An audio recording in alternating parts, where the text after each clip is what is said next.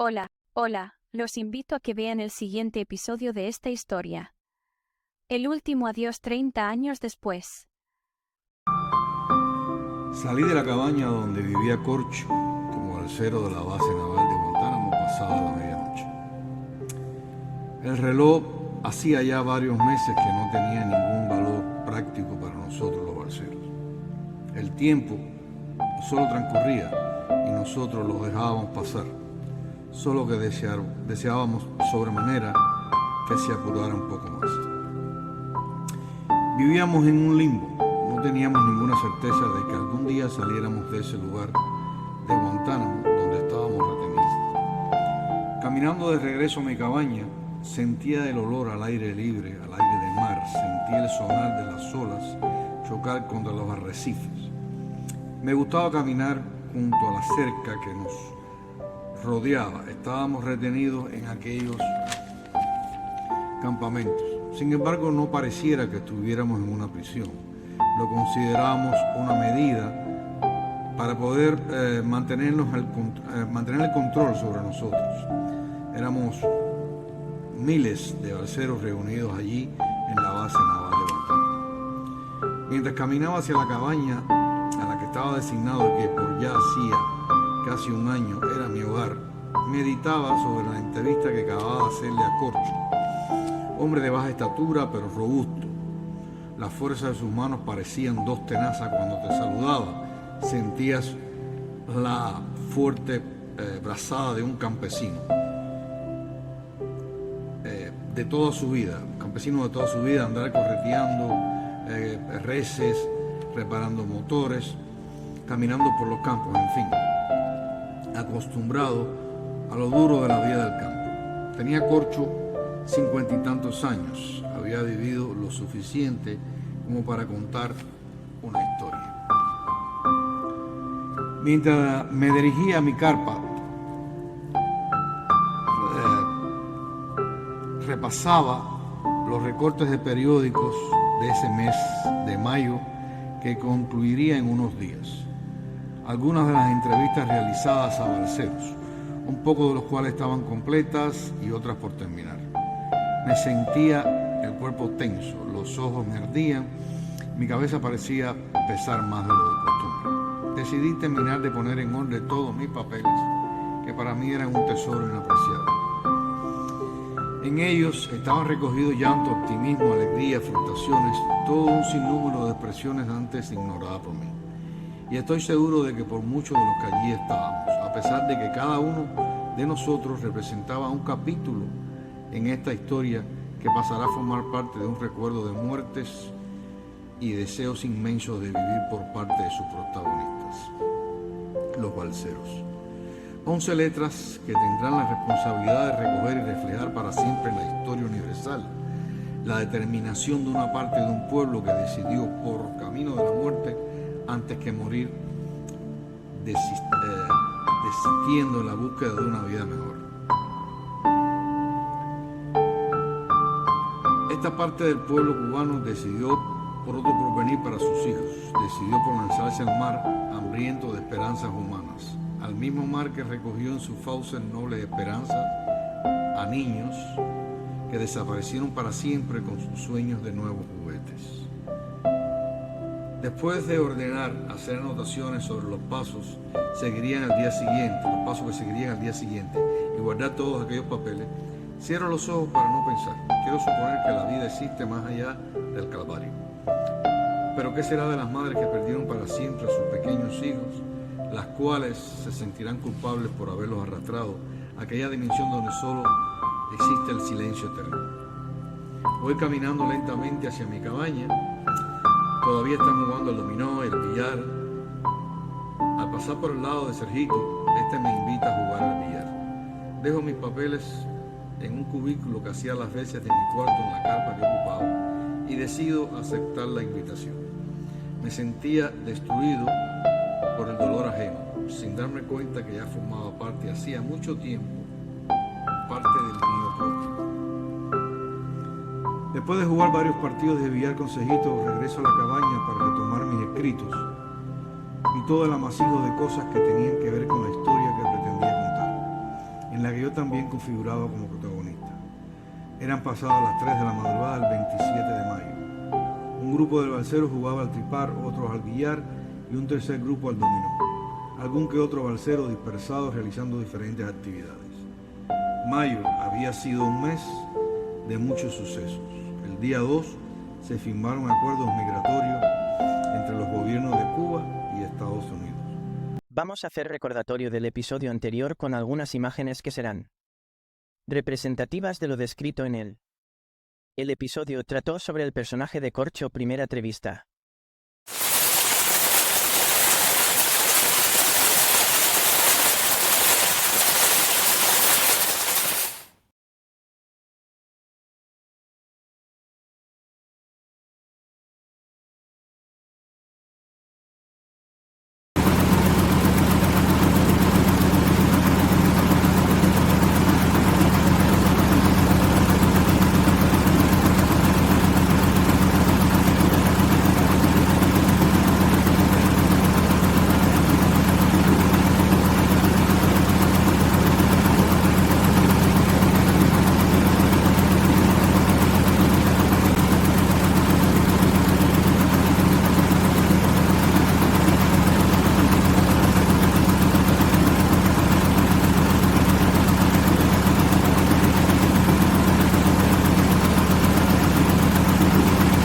El día 2 de mayo de este año 1995, se confirmó por las autoridades de gobierno de los Estados Unidos que todos los balseros que estábamos retenidos en la base seríamos admitidos en el país, amparados para permanecer en territorio norteamericano mediante un PROUL, documento provisional de permanencia en el país.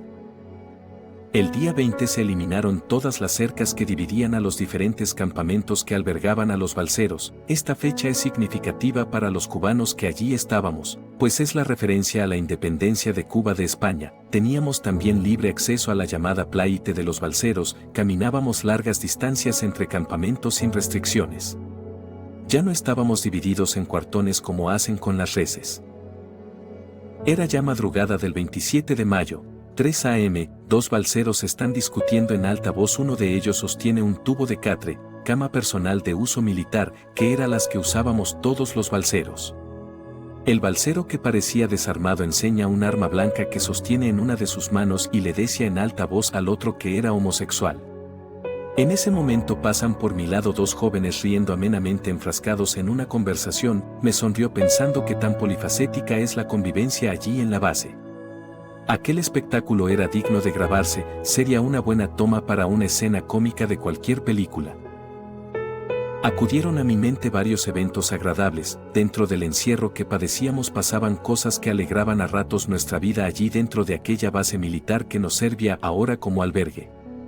La verdad es que éramos bien tratados por los militares que estaban a cargo de nosotros, y ahora que teníamos mucha más libertad de movimientos la comunicación se hacía más amena entre militares y balseros. Fui a la playite un par de días atrás, vi muchas caras nuevas allí, muchos balseros riendo enfrascados en conversaciones amenas, carcajadas, niños con caras de inmensa alegría al lado de sus padres. La escalera que daba acceso desde lo alto para bajar hacia la playa, estaba constantemente llena de personas bajando y otros subiendo del lugar. Pareciera que estuviéramos en otra dimensión paralela a nuestra realidad. Continúo organizando mis notas y aparece el enunciado, Campamento Romeo. En ese campamento pasé muchos agradables momentos. Hasta ahora ha sido en el campo que mejor me he sentido. Allí pude admirar las obras manuales de balseros que en su mayoría nunca habían incursionado en ello. Increíbles creaciones entallados en madera, esculturas impresionantes, dibujos increíbles, trabajos en miniaturas, etc. Aprendí algunos juegos de cartas que desconocía. Allí comencé a escribir El último adiós.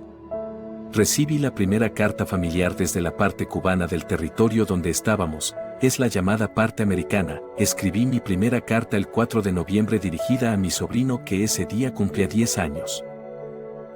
Estuve 2 meses en el campamento, el Victory 3 en Romeo. El campamento Kilo fue mi primer campo, fue el de la llegada a la base. Estuve 2 días en él, desde el 3 de septiembre de 1994 hasta el día 5. Ese mismo día nos pusieron la argolla plástica en uno de los brazos, era el llamado Demptis. Este artefacto es un identificador digital por el cual éramos identificados. Levanto la vista desde donde me encontraba, que era el banco pegado a la mesa grande de madera que me servía de escritorio. Siento un ruido en la casa trale que daba frente a la mesa a unos 800 pies de distancia y separada por una cerca. Ya había visto a sus inquilinos anteriormente, tenían una lancha preciosa. Todos los domingos la sacaban para ir de pesca y o paseo, supongo. Vi al hombre sacar de la casa y subir a la lancha balones de oxígeno de los que se usan para inmersión acuática. En Romeo vi mi primera película en el cine al aire libre que habilitaron los militares de la base. Allí vi también a los balseros recibir los primeros paquetes enviados por sus familiares desde Estados Unidos. El gato que ronda hace días por la cabaña donde estoy está a mi lado, me está haciendo compañía. Ya se ha hecho costumbre, esto no me molesta, al contrario me alegra tener compañía que me deje escribir con tranquilidad. Este animalito ni siquiera maullaba. La ronda de la pareja de militares está pasando por mi lado, hacía días que no los veía pasar, se detienen unas 3 carpas más adelante y preguntan por un balsero. Dejo a los militares con su tema y vuelvo a internarme en mis escritos. Me paro de la mesa para estirar el cuerpo, miro a lo lejos y observo la cantidad de cabañas que se alzan en hileras, están llenas de balseros. Una de las mejores actitudes que posee la mente del ser humano es que puede viajar en el tiempo a una velocidad supersónica, trasladarse de lugar en fracciones de segundos. Como casi todas las historias que se cuentan, el comienzo de esta es mencionado en algún momento de la narrativa. La Habana se había convertido en un hervidero de gentes yendo y viniendo de algunos lugares donde se pretendía poder obtener implementos que les facilitara la construcción de un artefacto rústico que flotara, para así pretender hacerse a la mar con destino a la costa sur de Estados Unidos de América, personas que no se conocían, en ocasión de encontrarse en las calles de La Habana y, supongo que en otras ciudades y poblados de Cuba, se preguntaban entre sí sobre la manera de poder adquirir utensilios y productos que sirvieran para construir una balsa. Pareciera que estuviéramos festejando las Navidades, se notaba alegría y un entusiasmo desbordante en ellos.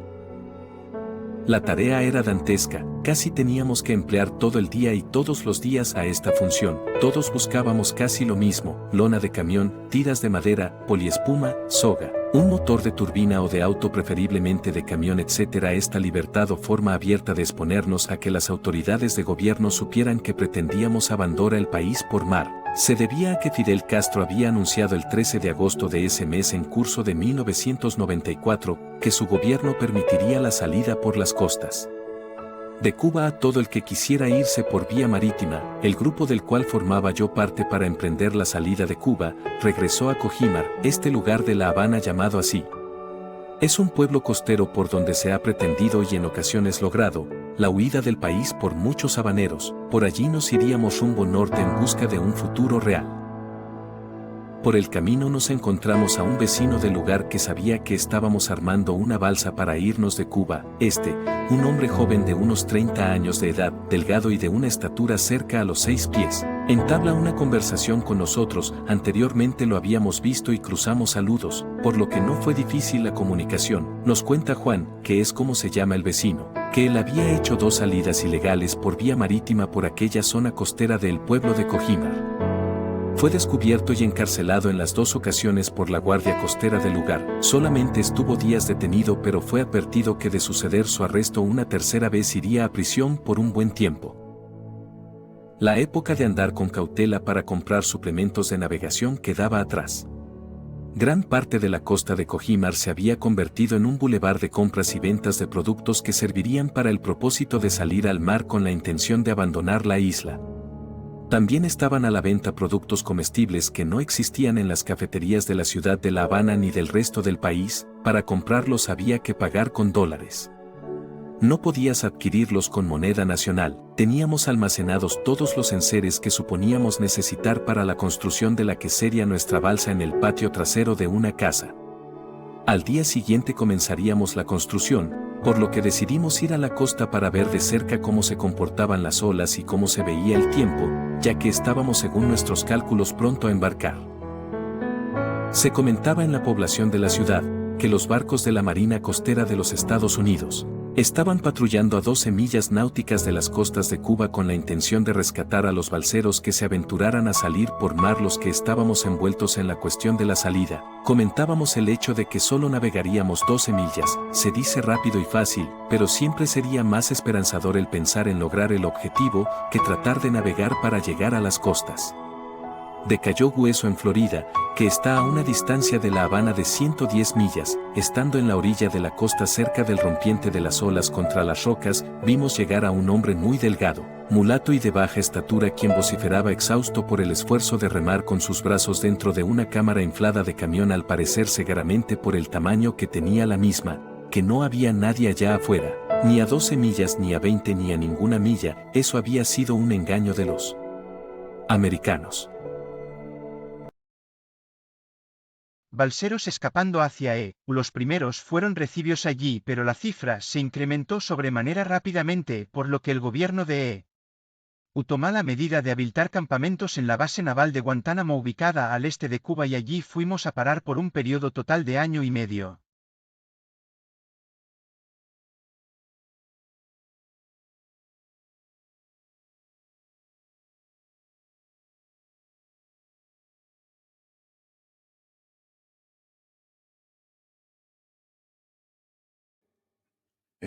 Después de que mis dos asistentes avatares estuvieron haciendo su pequeño trabajo, cogí un descansito, fui a hacer algo y bueno, ahí los dejé con ellos. Y ya estoy de regreso, lo que podemos llamar parte 2. Aquí vamos a hablar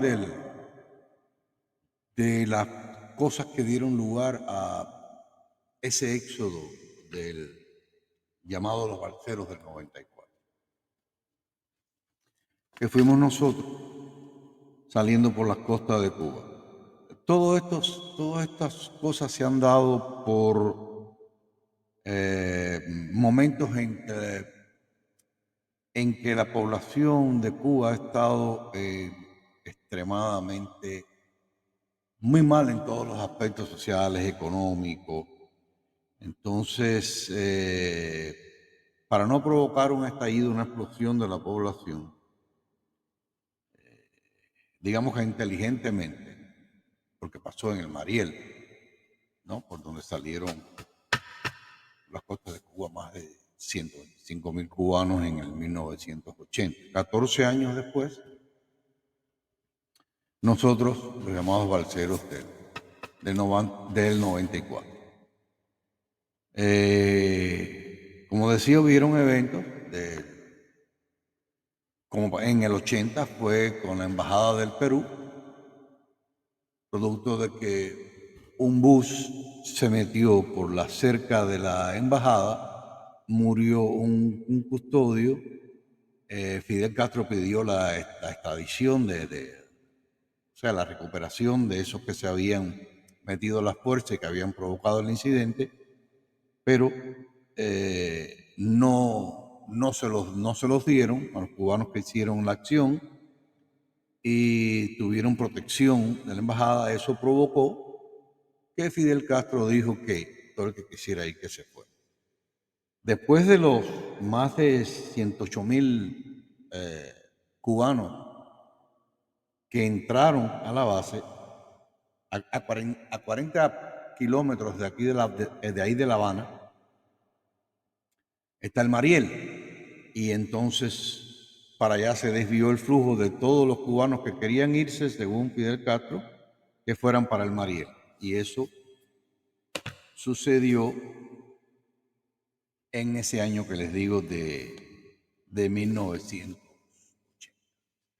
Ahora, en este caso del 1994, las manifestaciones de lo que se llamó el maleconazo, que fueron varias manifestaciones antigubernamentales, sucedió el 5 de agosto de 1994, consideradas una de las más prominentes desde el inicio de la Revolución Cubana. Miles de cubanos salieron a las calles a exigir libertad. Tras el colapso de la Unión Soviética, a principios de 1990, Cuba cayó en una crisis económica paralizante que hizo que muchos ciudadanos buscaran huir de la isla. Los incidentes se originaron tras la intercepción por parte de las autoridades cubanas de 4 embarcaciones que navegaban hacia las costas de los Estados Unidos sin autorización.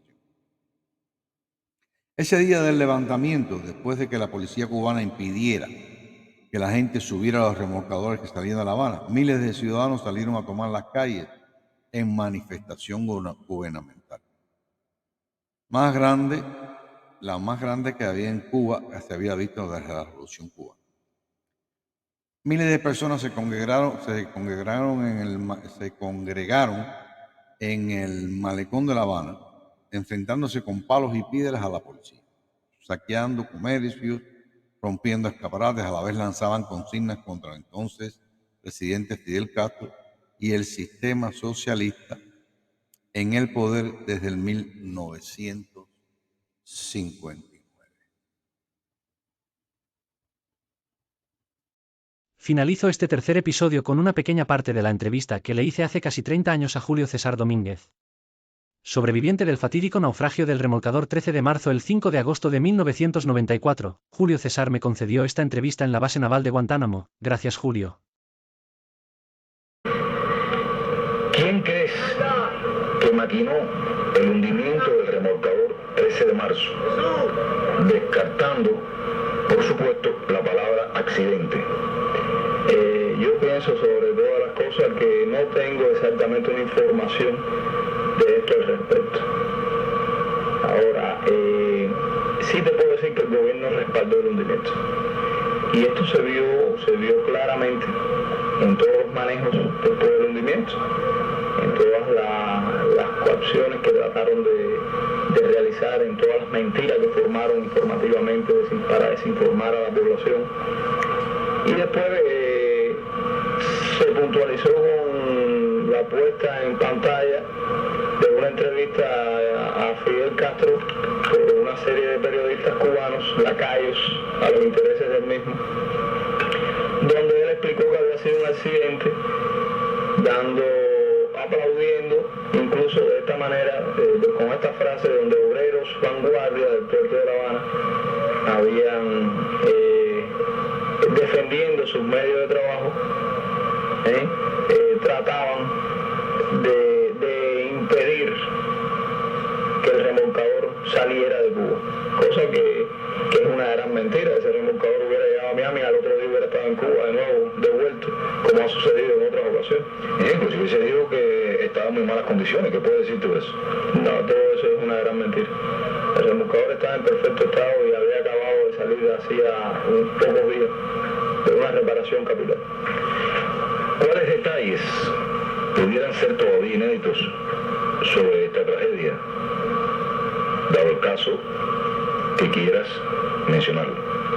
Bueno, mira, pienso que se ha hablado mucho del remolcador en este año. Ha pasado un año y se ha hablado mucho. Cada cual ha dado su punto de vista y sobre todas las cosas, debido a estos fenómenos que han surgido en este año, como el éxodo del pasado verano, después la reacción hacia ese éxodo por parte del gobierno norteamericano, que encerró al éxodo completo en un presidio moderno en estos campos. Todo esto ha traído un poco que desinformación a la causa de la denuncia de este remolcador.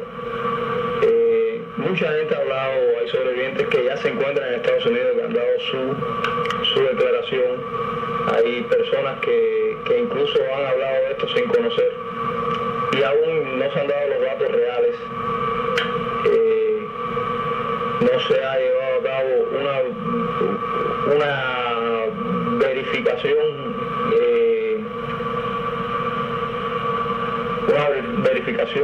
contundente que traiga la realidad, es decir, donde se pueda plasmar la realidad de este hecho.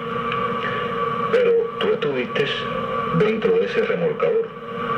Supongo que la historia la llevas dentro. Sí, conozco incluso lo que fue lo objetivo del hecho, lo tengo en mi memoria como tatuaje. Y lo recuerdo como si lo estuviera viviendo cada vez que tengo que hablar de esto. Pero bueno, hay cosas subjetivas que no domino porque bueno, todo esto, como tú sabes, cada salida en Cuba se planeaba muy secretamente y muy compartimentadamente para tratar de evadir cualquier tipo de intrometimiento de la seguridad del Estado que pudiera incluso dañar la idea de la partida, ¿no? de la huida. Como tú dices, se ha hablado mucho. ¿Has tenido acceso a esos datos publicados y pudieras decirme en qué medida han sido deformados o en cuál han sido correctos lo dicho o escrito? Bueno, mira, ha habido una gran deformación. Incluso tú eres testigo de esto. No hace mucho, en el aniversario del hundimiento, un periódico X dio datos que no tenían nada que ver con el hundimiento. O mejor dicho, tenían que ver, pero sin embargo estaban muy inflados, incluso desinflados. Por supuesto, este periódico a lo mejor se basó en la entrevista a un sobreviviente o en el testimonio de un sobreviviente. Lo que tenemos es que tratar de buscar el medio de hacer valer la capacidad de cada sobreviviente, ¿entiendes? Sobre todo en el hecho. Unificar la verdad, exactamente, unificar a todos los sobrevivientes para aquí sacar la historia real, de sacar el testimonio real de qué fue lo que sucedió. Por ejemplo, yo domino una parte del hecho y domino quizás otra pequeña parte, la subjetiva, del hecho. Cuando te refieres a la objetiva, te refieres a la tragedia en sí. Sí, a la tragedia en sí. Esa la domino completamente. Tuve incluso en momentos determinantes fui clave en este tipo en la acción, ¿no? Fui clave por cosas del destino, por cosas de conocimiento de uno mismo, ¿no? Disposición propia también, quizás. Disposición propia y por cosas del destino. Vamos a poner por cosas del destino. Y fui clave y fui testigo de todo, vi todo, cada golpe, cada fenómeno, cada manguerazo. Pudo habérseme escapado un manguerazo, pero no un golpe, no se me escapó un golpe, no se me escapó las maniobras que se hicieron, incluso para preservar la salida en sí, maniobras que hizo el timonel nuestro y otras muchas cosas que puedo decirte. ¿Sentiste mucha vida dentro de aquello que estaba muriendo? Que si sentí mucha vida dentro de aquello que estaba muriendo. Sí, déjame explicarte. Me has contado que cuando el remolcador se hundía, había una puerta, estanco, supongo, que cerraba el paso a gran cantidad de víctimas de aquellas que en aquellos momentos eran personas vivas, personas a las cuales les latía el corazón. Y aunque era de madrugada, y supongo que no hayas podido ver, sí hayas sentido debajo de ti que muchas cosas vivas iban hacia la muerte. Bueno, de esta forma que tú enfocas, pienso que no solo a esas personas que aún estaban vivas, sino yo vivo pensaba que iba a morir. Te digo que después de esto, me parece que todo era un sobrecumplimiento en la vida, en los primeros días después del hundimiento. Es decir, me parecía que estaba vivo, pero que estaba vivo no sé por qué. Que estaba vivo porque, no sé, porque el destino quiso que yo estuviera vivo. Pero no me veía realmente vivo, no había perdido esa noción o esa importancia que uno le da realmente a la vida. Conozco que trataste de hacer todo lo posible por salvar a aquellas personas encerradas. Cuéntame un poco sobre eso. Bueno, sí, cuando el remolcador comienza a hundirse, yo estaba por babor y me traslado a estribor.